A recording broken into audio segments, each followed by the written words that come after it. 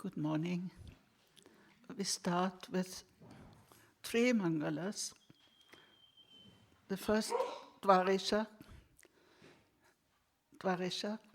then Ashtamurti, and the third Vishranti, because we are reaching that state, hopefully.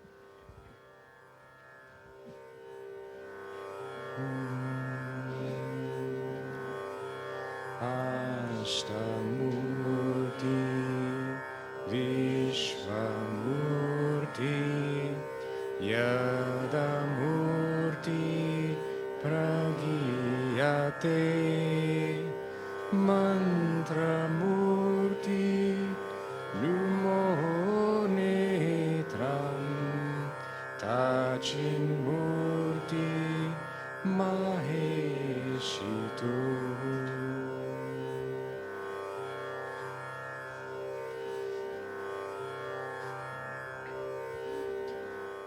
Vishranti Paramadevi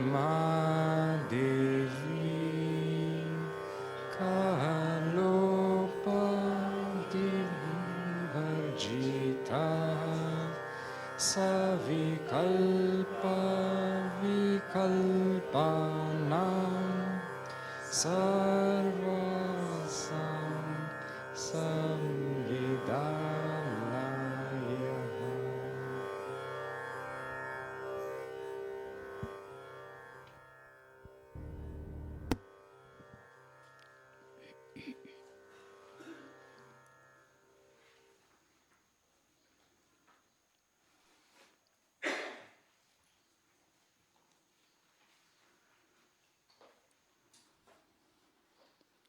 We are still in chapter 7 in the process of Tantra Prakriya, and we will have to conclude it in this first session and then start with Parathyana in the second session. And in order to conclude, of course, we will have to leave out some passages because it will take too much time. And we have spent more time with the Kula Prakriya. And for me, it is important that if you understand one process better, than to get confused by so many processes which are in the Tantra Prakriya. The Tantra Prakriya is a little complex, and it is not meaningful to learn more terms for which chakras and which adharas, and it will be confusing. So I select the most important passages from the remaining chapter 7, and there are some extremely important verses.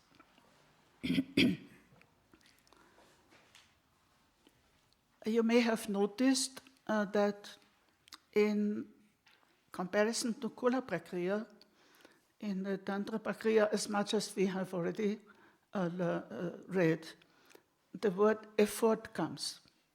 So there is some effort involved at different stages. Whereas in Kula Prakriya, it is only a matter of awareness and effortless, and letting that Shakti flow, letting that Shakti act through the yogi without putting any pressure or without putting any effort. Effort always comes from the ego. Effort always comes from the limited individual. And if it is the Shakti, of course, it is not, you will not call it effort. It is the power which acts. But effort is always an individual matter. And as far as it is necessary, you have to do it, of course. In Anavopaya, you have to practice with effort. In any ritual, there are Shaivites, and in the south also, they spend hours and hours in ritual, and it's a lot of effort. And it's very important for them. But here, in Sukshma Dhyana, we have this transition from effort to effortlessness, and again, Shiva has started from the higher level also to give us the aim is that effortlessness.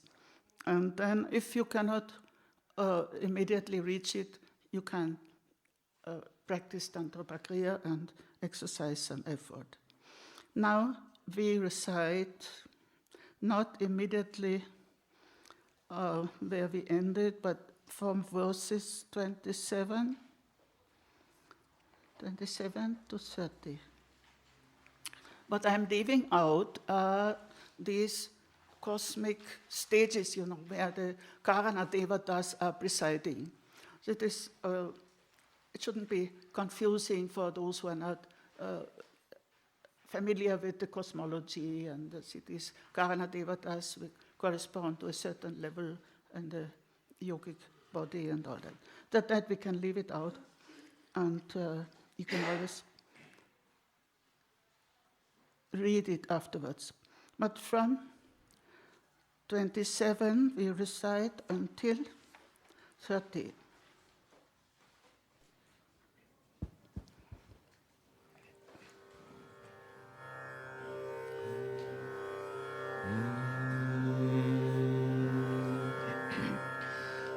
Karmanantam tu janmakyam nabhavyoma dvitiyakam trityam tu hridistane chaturtam bindu madhyataha nadakyam tu samudishtam shakchakram madunochyate Janmakyena chakram tu na baumayakyamuttamam hridistam yogi chakram tu alustam vedanam smritam bindustam dipti chakram tu nadastam shantamuchyate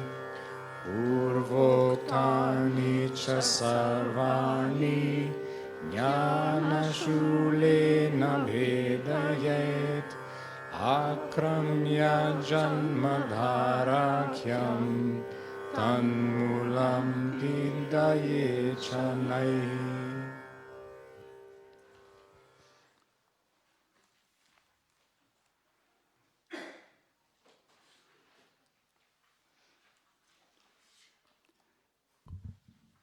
There were these 5 vyomans, 5 voids, and then the 6 chakras.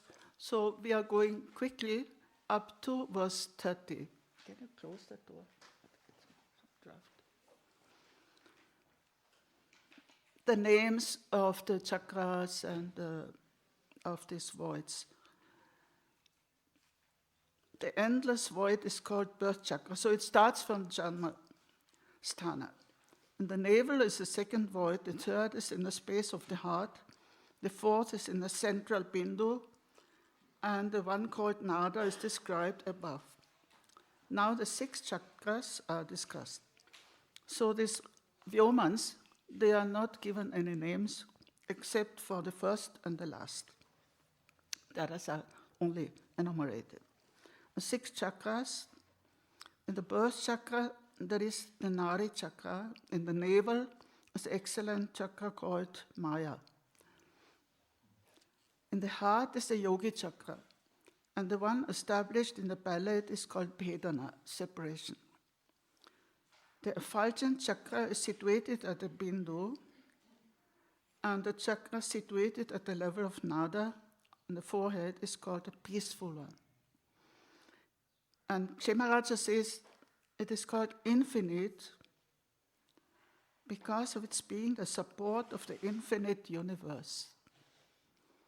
It is called Nada because it is support of sound, and because it is the cause of the flow of the nadis. And here he quotes a Yoga Sutra. In the navel chakra, one attains the knowledge of the structure of the body. So it's very much in tune with Patanjali.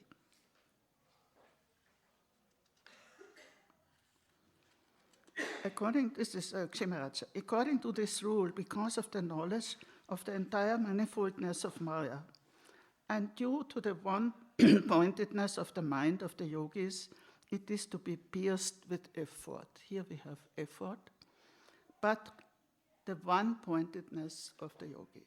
This is the essential requirement. And now in verse 30 comes a very important statement. All the previously mentioned supports, knots, and chakras should be pierced by the spear of awareness. Well, this is my translation, Jnana Shula. And Jnana, we don't translate it as knowledge, but Jnana and Vijnana often is awareness, consciousness. So this piercing through all the chakras, and the Kula Prakriya, it was with this needle-like sound, which arises due to that vibration at the Muladhara and the Janasthana, and that sound arises and that pierces through all these chakras. And here, they have to be pierced by the spear of awareness. Now, Jnana Shula and sometimes Jnana Trishula is mentioned in other texts also. When a whole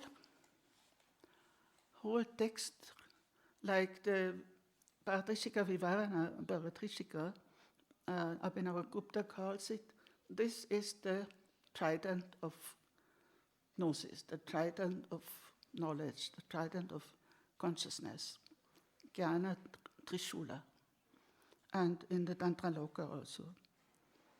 So this image, trident of course implies the 3 Shaktis, and if it is a spear, it has only one point, and then it is that one point is what? And here Kshemaraja has a beautiful explanation of that spear of awareness. Kshemaraja, the previously mentioned supports, knots, etc. The spear of awareness is the effulgence of consciousness transformed into the vitality of mantra. Jnana Shulam, mantra virya bhuta chit spurata. For those who can enjoy Sanskrit, it's beautiful. Chit spurata, the effulgence of consciousness, which has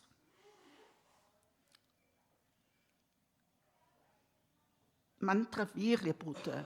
it has become transformed into the vitality of mantra. Now, what is mantra virya? Mantra virya is that power which is at the basis of every mantra, and that is aham. We had it in the beginning, aham bhutva. So without that central and full eye consciousness, the mantras are, as the texts always say, like clouds in the autumn. They don't produce any rain. They have no power. So the power of the mantra is in that central mantra virya, which is aham, eye consciousness. And anybody of you knows French? Because there's a beautiful French translation by Hélène Brunner. Le scintillement de l'esprit transformé en énergie mantrique.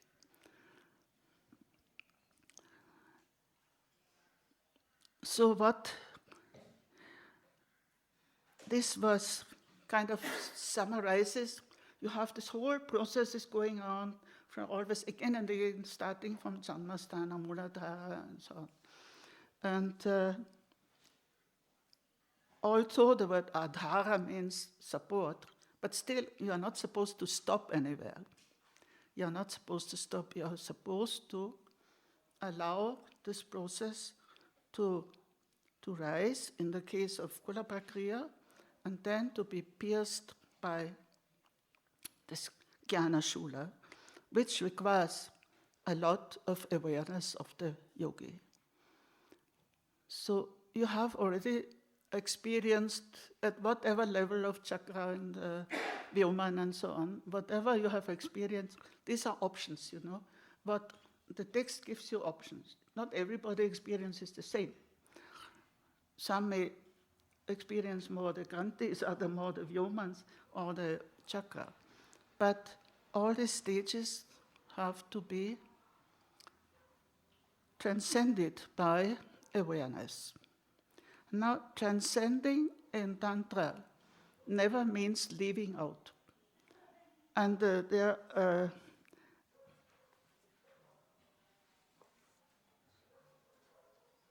when it is said before that the yogi should withdraw all his senses from the objects. So that is not meant in any sense of suppressing or leaving out. That's why Kshemaraja is very clever, you know, both psychologically and philosophically, that he immediately catches the point. What do you mean by giving up the senses? He says, no. He should be established by internalizing all the senses. So the senses, with their natural tendency of going out, you just internalize them. You don't suppress them. And this is the difference of the tantric approach to some certain ascetic spiritualities where senses have to be suppressed or denied. So this transcending or passing through all the chakras, all the levels, is and not denying and not leaving them aside. And that is where something comes after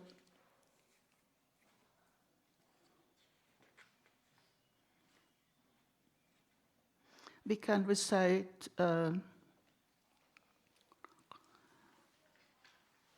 31 to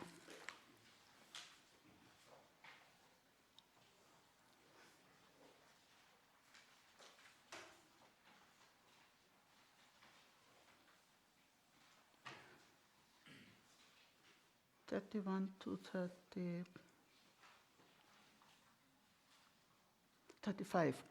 31 to 35.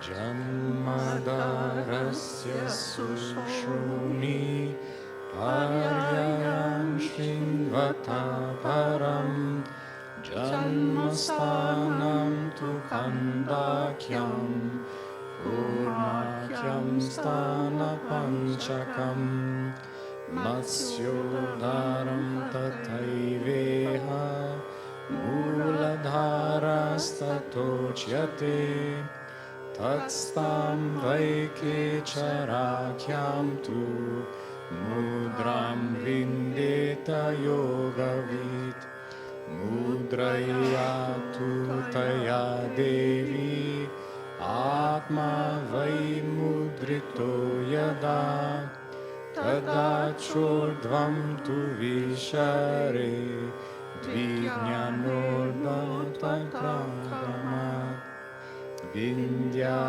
vinda param stanam Yavat svara varachite Tatstanam chaiva samprapya Yogi samaraso bhavet Nishkalam bhavamapanu Vyapaka paramashiva Evam bhutva samam sarvam Nispandam sarvadoditam.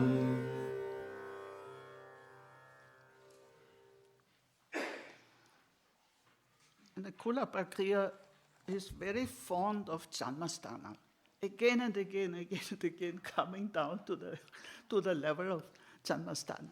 And you may have reason again to start from below. So this depends on the necessity of the yogi, of course, but it's given a great importance that without integrating the Janmasthana, your yoga will not be successful. It's very clear. And then he also gives a number of other names. And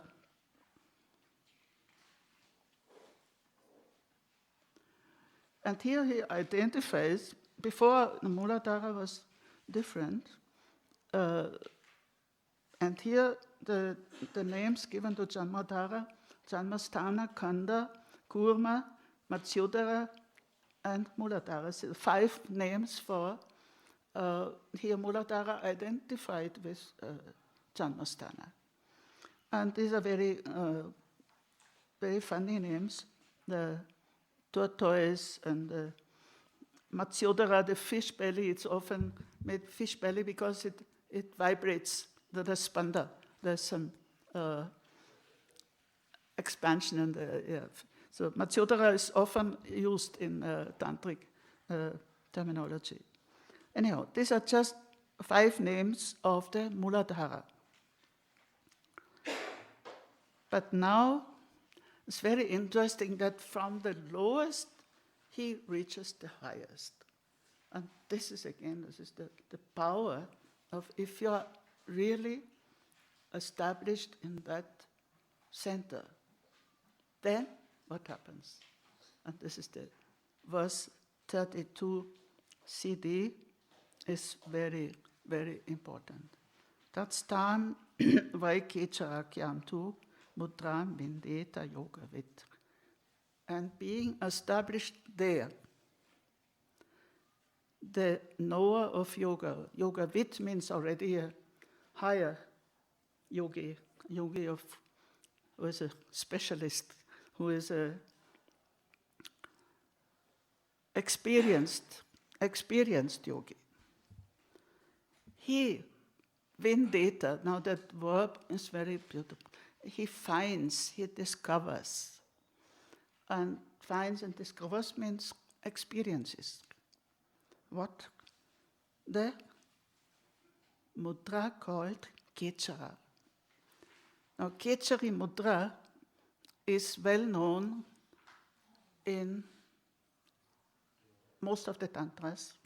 Now, leave aside the meaning in Hatha Yoga, which is completely different, but from the early tantras, I have written here, Nishvasa Tattva Samhita is the earliest Shaiva Tantra available to us. You find there also Kechara Mudra. And then, of course, in our Paratrishika Tantra with Abhinavagupta's Vivarana, which is aiming at a state of Kechari Samatha. Now, Kechari Mudra,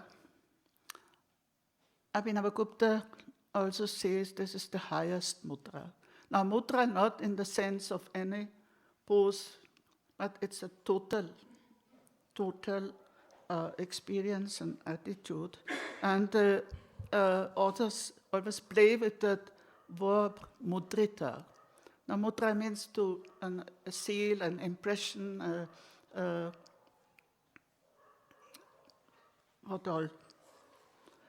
and to be mudrita by a spiritual, I would call it a mystical attitude, is to be imprinted by that. We are so, it leaves an impression, it leaves an imprint, mudrita, being imprinted by that mudra.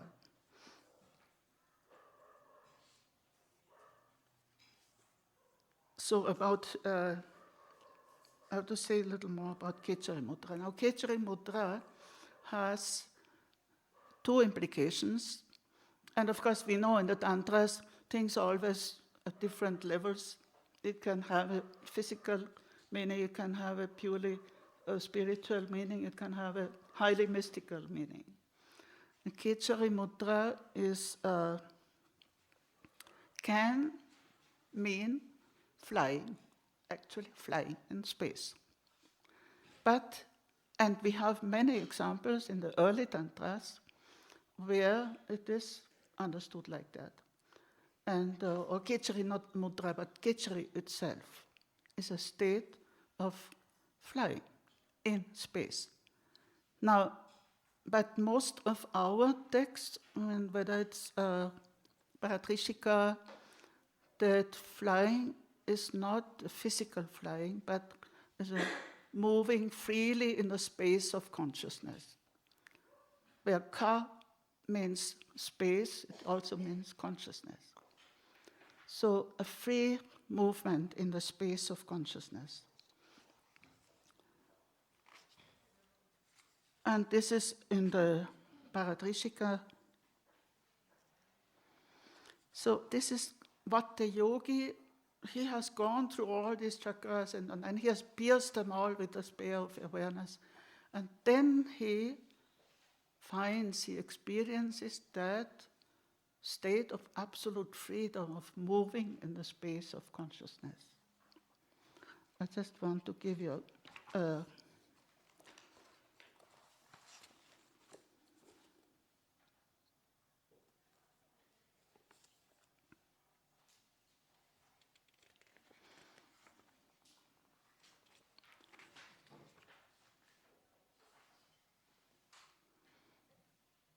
So Kechari Mudra is mystical and holistic. It concerns the whole body, mind, everything. It is not something only spiritual, not only physical. It is a complete holistic attitude. The freedom to move in the inner as well as outer space. And Abhinavagupta, he has one chapter on mudra in his Tantra Loka, chapter 32, based on the Netra Tantra. And he says the Kechari is the highest mudra of the nature of the deity. Then it is identified with the goddess herself.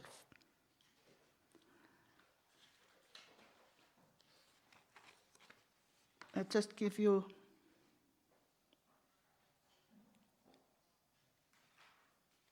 so there is a parallel in Netra Tantra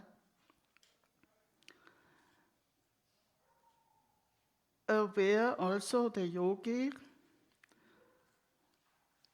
the method is with the trident, Trishula, like Shula before, through which the wise yogi rises and moves in the sky. Still higher, abandoning even space and being established in pure being, merging with the trident, knowing it as the unique axis, he moves in space. being sealed with the Khechari mudra and meditating on himself as Bhairava, pervaded by the wheel of Khechari Shakti, the yogi suddenly leaves the earth.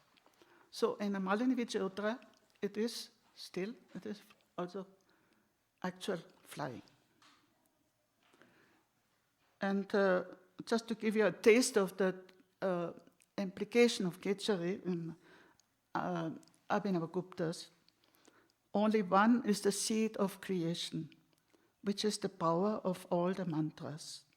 Only one is the mudra, and that is Khechari, by which the whole multitude of mudras is enlivened. Thus, for him who is established in the Khechari chakra, whatever form he may manifest joyfully, that itself should be considered the mudra. All the others are only distortions of the body. The mudras which are made, but the mudra which happens spontaneously.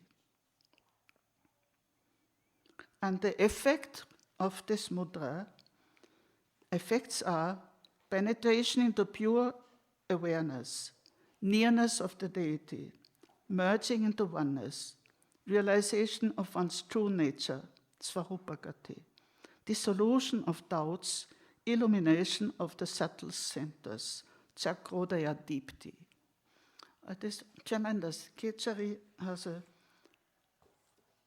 very high level of the yogi who has already passed through all these stages and pierced them and risen above.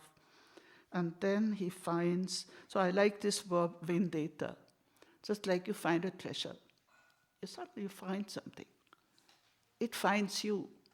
You don't find it with effort, but it happens.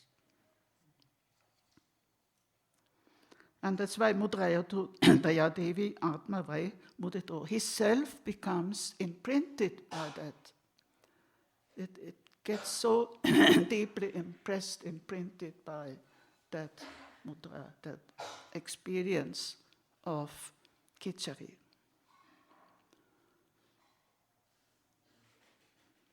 And 33.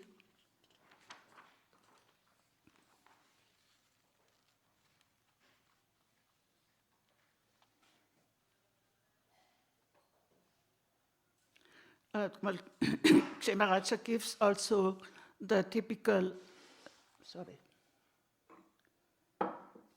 etymology of mudra, which is given in all the tantras.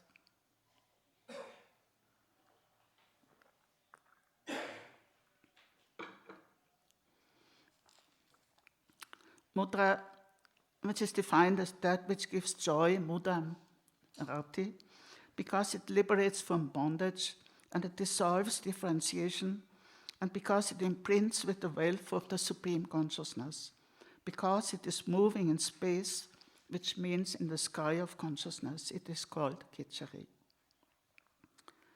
Having obtained that mudra, when the individual self is imprinted and filled by that power, then he ascends upwards through his awareness, which is of the nature of flashing forth of the power of mantra. He flows forth to the upper Dvadashanta, in any case beyond the Brahmarantra. Then he attains the pathless, 34. Again, it is repeated, the yogi should pierce every chakra until he attains the supreme abode through the excellent sound, and he becomes unified in harmonious essence. Now, this is another, here you have these two very crucial terms to understand the highest state of the yogi. And one is to be samarasa. Samarasa is a state, and samarasa is the quality. To be harmonious, to be balanced, to be of one essence. So his quality of that yogi, he becomes samarasa, 34, of unified essence. That means equality, some balance, some. I always translate samarasya by harmony, but it is never sufficient. No translation is sufficient. And then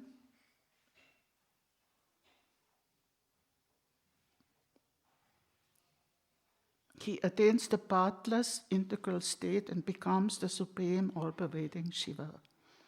Nishkalam Bhavam Apanna Vyapaka Paramashiva. So being samarasa, being in that state of equilibrium, of harmony, of balance, that makes him one with Shiva. And the second half, having become thus, everything for him is equal. And this is the sign for being samarasa. Still, nispandana, waveless, and ever arisen. So samarasa, it has these implications. Evam bhutva samam sarvam. Everything becomes equal. And we know that from the saints or yogis, for them it doesn't matter whether it's dirt or it is some very good food, or it doesn't matter. That everything is equal. And all the people are equal for them. So there's no this division. Savam, samam. And that stillness is there, that stillness, nispanda. And the quality of Shiva and of Shakti to be ever arisen becomes the quality of the yogi. Because the difference of the beginner in yoga is that sometimes he's very high, then a little bit coming down, again has to try. That's why in Tantra Prakriya also there is again and again, starting again and again from Janmasthana and so on. But once he has reached that mudra, then he has attained that state of being ever arisen. No falling back to an earlier or lower state. So here we have almost attained, but we still have to complete the chapter. But here the yogi has already become one with Shiva.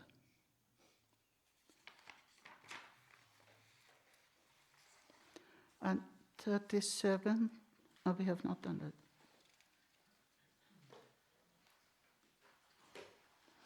And then the logical consequence of the yogi becoming one with Shiva is that the three energies are also his energies. Ichajnana Kriya, they become his energies. So I think we have not done this. From 36 to 39.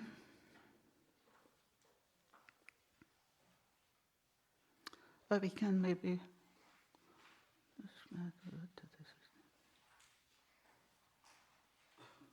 Yeah, 36.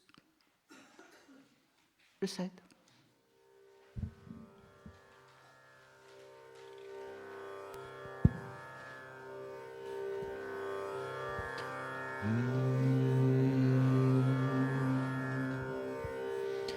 Tata pravartate shaktir lakshya-hina niramaya ichamatra nidishta jnana-rupa kriyatmika ekasabhava-bhedena tasya bhedena samsthita Kechari mudraya purya shakyantam tatra sarvata yavacha noditaschandra stavat sukshmam niranjanam bhavagrahyamasandhignam sarvavastojitam param Vyapakam Parameshana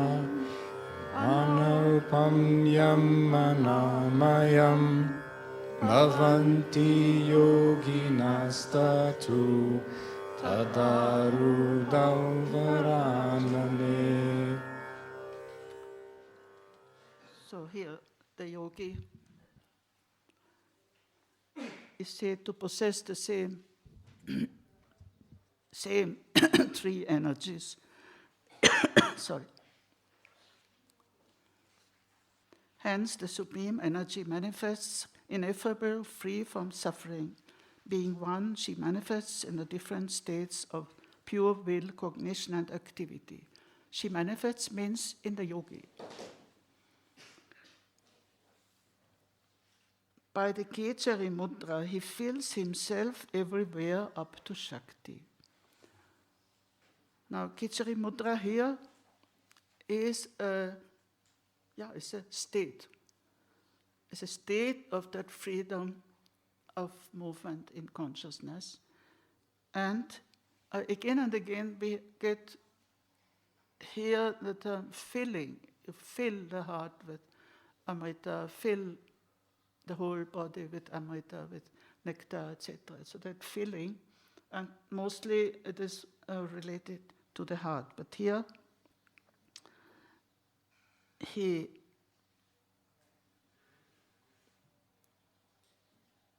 fills himself completely everywhere. Up to Shakti means what? Now Shakti here is not the supreme Shakti, but the levels in the levels of the kalas, of the in the recitation of Om, Chara of Om. And you have a list, I hope you have it.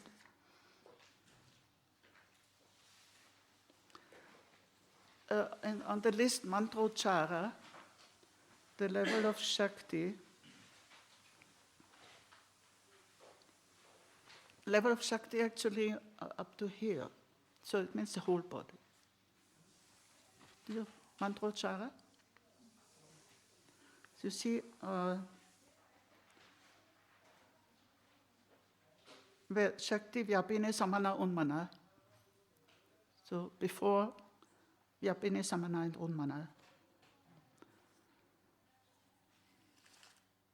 But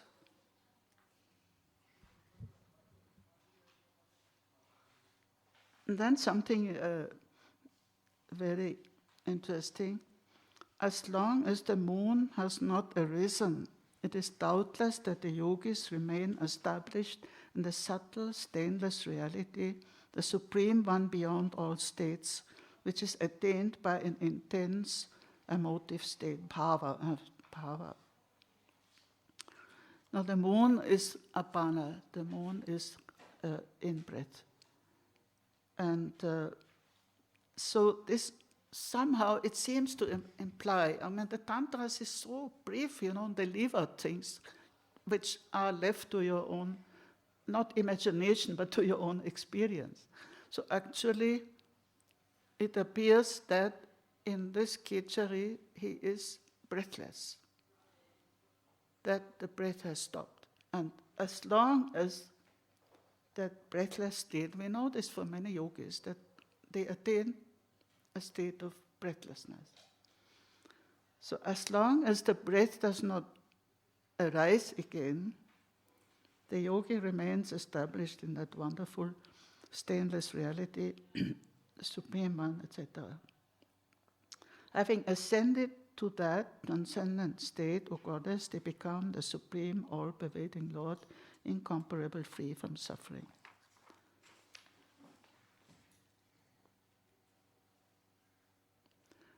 And then, and this is very powerful in this subtle meditation. The yogi who has, by becoming Shiva, by attaining all the energies of Shiva, he has the power to emit those energies. He does not, again, keep them only in himself, but the yogi who has thus attain the supreme reality and is not different from it.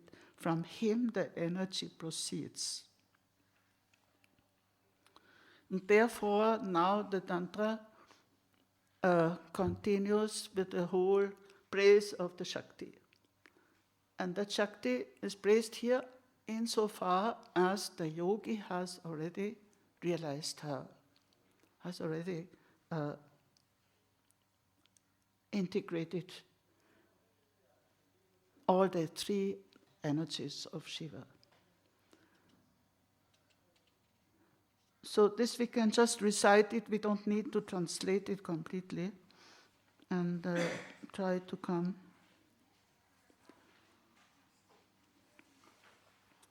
It is entirely a praise of Shakti as far as the yogi has integrated her, experienced her. So we recite from 40 to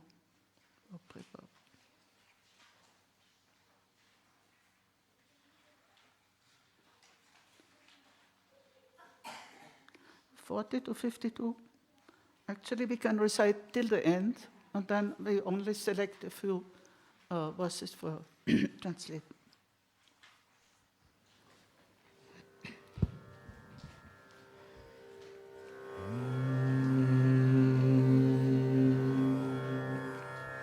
Sayoni sarvadevanam shaktinam chapyanekada agnisumagnikayoni stasya sarvam pravartate tatra samgratita mantra stranavanto bhavantihi sarvesham chaiva samhara stadeva paramam padam tasmat pravartate shrishti vikshobhya paramam shivam anaupamyamritam prapya bindum vikshobhya lilaya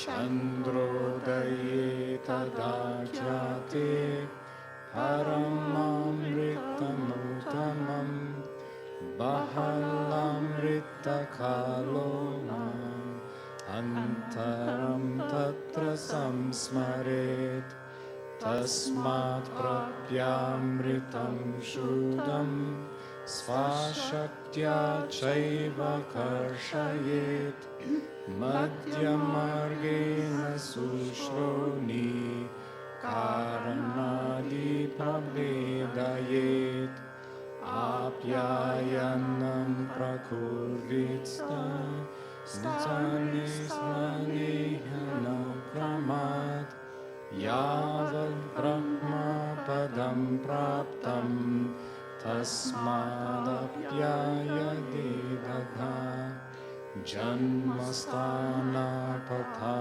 chaiva kalagnau tu pravartayet tada purya samantatu paripurnam smaret puram sushumna mritinaikilam paripurnam vibhavayet anantanadibhistatra romakupai samantata nishkramya vyapako bhutva yamritormi bhirakulam amritarnavasamrudham majantamamritarnave tadurdveyamritarnam tu pradrutam vyapakam shivam evam samarasi bhutam yamritam sarvato mukham ichajnana kriya rupam shivam atma svarupakam Niramaya Manupratya Svanubhutya Vibhavayet Amritesha Padam Sukshmam Samprapyaiva Mṛtavayet Tada Svanitvibuya Mṛtyujit Samshaya Kalajitsu Bhagodhiro Mṛtyustam cha nabadhate Kalasya vanchanam sukshmam Mayate prakakikritam Nakasya chinmaya kyatam Tvadrite bhakta vatsale.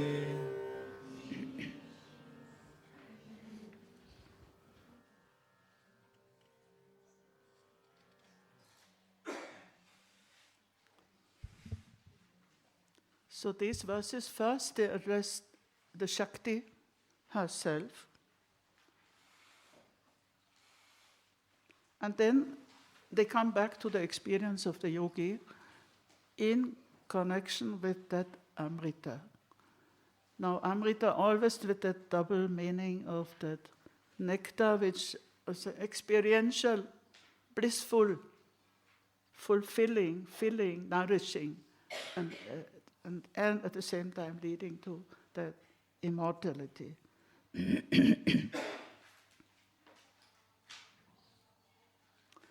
And as I said before, in the tantric spirituality, those having pierced, having transcended, having gone beyond, having flown into space, flying in the space of consciousness, does not mean leaving the lower levels, abandoning them or ignoring them, but integrating them. And that is, again, he descends. 44. Having obtained from her the pure nectar, O goddess, with beautiful ties, one should draw it in the middle part by one's own energy and pierce the levels of the causes. Now here again, the middle part is Sushumna.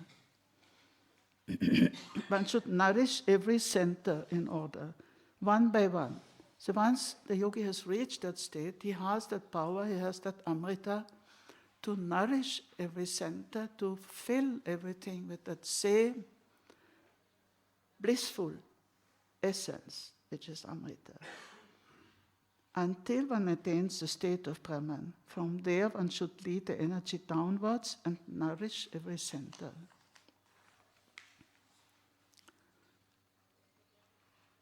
And again, from Janmasthana, even from Galagni, completely filling the body.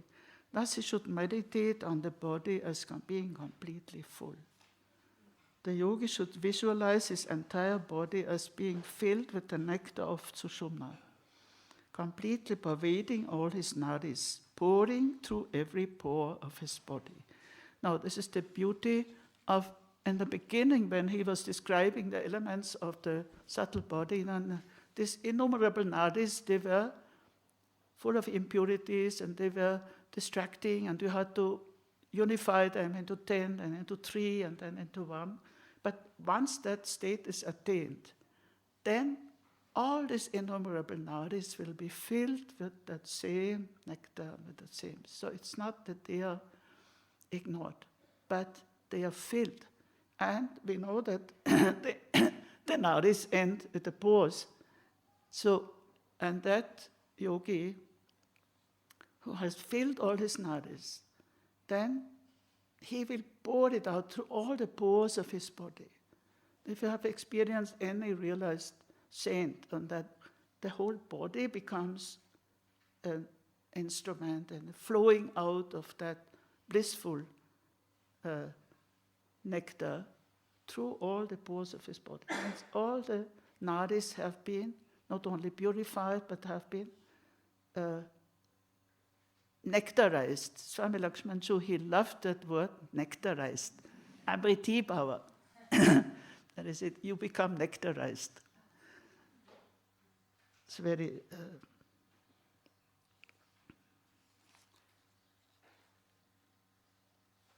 he should pour out that energy, thereby becoming all-pervasive, flooded by the waves of nectar. Having thus become of unified, harmonious essence, the nectar pervading on all sides, again the Samarasi, 49. Evam Samarasi Putam, yeah, this is also exactly nectarized, the Amritam Savatomukam.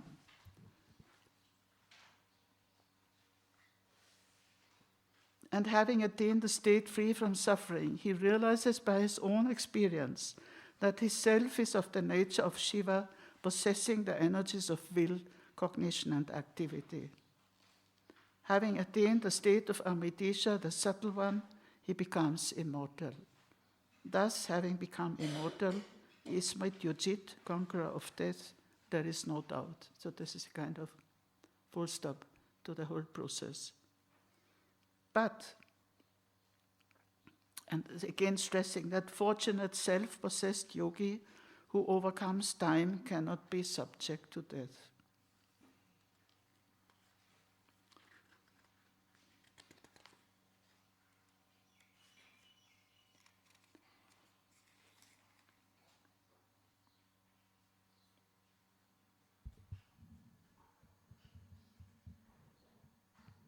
So that double meaning of Amrita, Amriti, power, it is here completely integrated, that once he's pervaded by that blissful nectar, then, and all the pores of the body, all the nadis, all the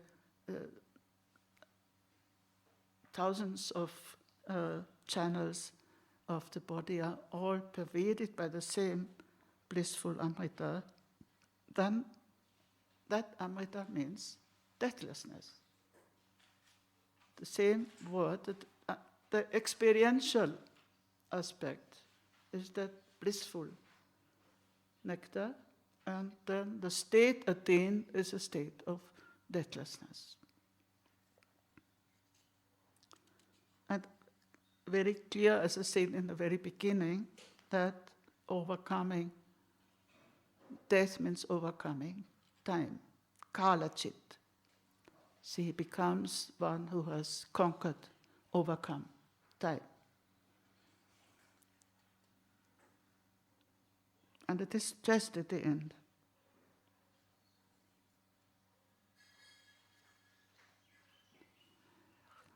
So we have completed the chapter 7 on Sukshma Dhyana, and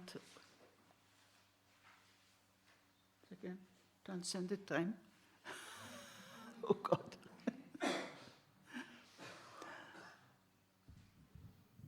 So let us have a tea break. If possible, less than half an hour. If you could come back in 20 minutes.